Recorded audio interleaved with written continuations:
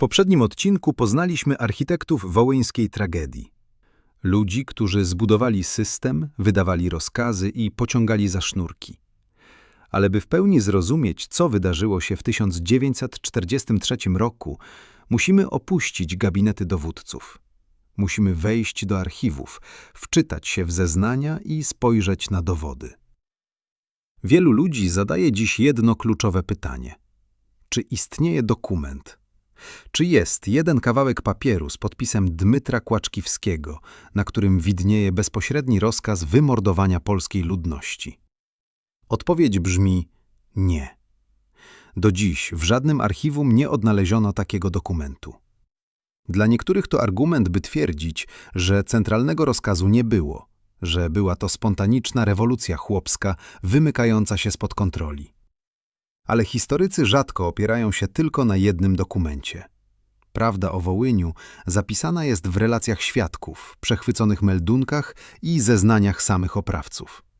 I to właśnie z nich wyłania się obraz nie spontanicznego buntu, ale precyzyjnie zaplanowanej wojskowej operacji. Jeśli nie mamy papierowego rozkazu, to skąd wiemy, że decyzja zapadła na najwyższym szczeblu? Kluczem są zeznania schwytanych po wojnie dowódców ukraińskiej powstańczej armii. Jednym z najważniejszych świadków historii okazał się Jurij Stelmachszczuk, dowódca grupy UPA Turiw. Po aresztowaniu przez Sowietów złożył obszerne zeznania. To z nich dowiedzieliśmy się, że w czerwcu 1943 roku otrzymał od Dmytra Kłaczkiwskiego tajną dyrektywę. Jej treść była przerażająca w swojej prostocie. Nakazywała powszechną, fizyczną likwidację całej ludności polskiej. Stelmachszczuk zeznał, że początkowo odmówił jej wykonania. Uważał, że to zrujnuje reputację ukraińskiego podziemia. Został jednak wezwany przed sąd organizacyjny UPA, gdzie pod groźbą śmierci zmuszono go do posłuszeństwa. To obala mit o dobrowolności i spontaniczności. Machina terroru zmuszała do uległości nawet własnych dowódców, jeśli ci okazywali wahanie. Jeśli zeznania to za mało, spójrzmy na mapę i kalendarz. Jest 11 lipca 1943 roku. Ten dzień przejdzie do historii jako Krwawa Niedziela. Większość Polaków na Wołyniu to katolicy. W niedzielę rano gromadzą się w kościołach. Właśnie ten moment wybiera dowództwo UPA na rozpoczęcie skoordynowanej akcji. Tego jednego dnia zaatakowanych zostaje jednocześnie 99 polskich miejscowości. W wielu miejscach oddziały UPA otaczają kościoły. Giną wierni i księża przy ołtarzach. Z punktu widzenia wojskowego to dowód ostateczny. Niemożliwe jest, aby uzbrojeni w widły, siekiery i karabiny chłopi z 99 różnych wsi, bez łączności i centralnego dowodzenia, spontanicznie i w tej samej godzinie postanowili zaatakować swoich sąsiadów. Tak precyzyjna koordynacja wymagała sztabu, kurierów, zwiadu i żelaznej dyscypliny. Krwawa Niedziela udowadnia ponad wszelką wątpliwość, że mieliśmy do czynienia z zaplanowaną akcją militarną, a nie ludowym gniewem.